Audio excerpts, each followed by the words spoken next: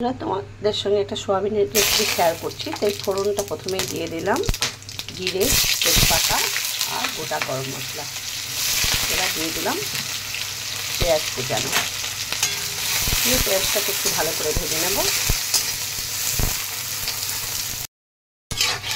পেঁয়াজটা কিছুটা ভাজা করে নেওয়ার পরে দিয়ে দেবো টমেটো কুচি।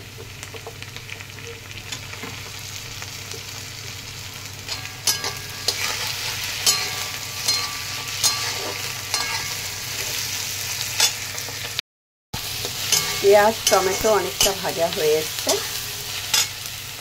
এই সময় দিয়ে দেবো আদা রসুন বাটা 1 চামচ।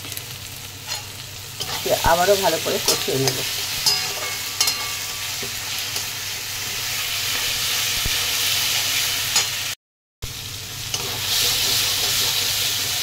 মশলাটা অনেকটা কষানোর পরে দিয়ে দেব স্বাদ মতো লবণ,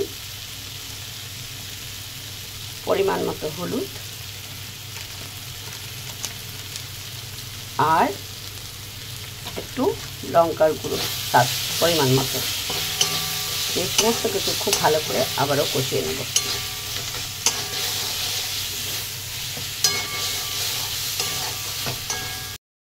আর এখানে দেখো সয়াবিন সিদ্ধ করে তারপরে হালকা ভেজে রেখেছি।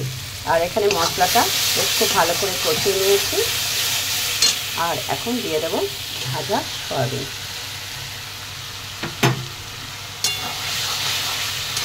দিয়ে আরও কিছুক্ষণ কষিয়ে নেব।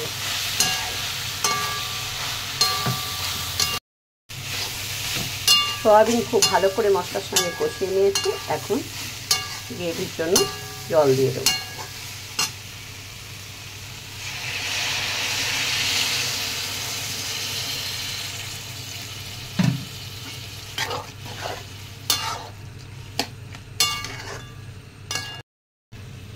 তো এখন ঝোলটা ফুটতে দিয়েছি। এখন ঢাকা দিয়ে মিডিয়াম আঁচে কিছুক্ষণ রেখে নেব। তো দেখো বন্ধুরা 5 মিনিট ফুটিয়ে নিয়েছি। তো হয়ে এসছে প্রায়। এখন দিয়ে দিলাম ভাজা জিরের গুঁড়ো আর আমার বাড়িতে বানানো স্পেশাল গরম মশলা দিয়ে ভালো করে মিশিয়ে নিলাম।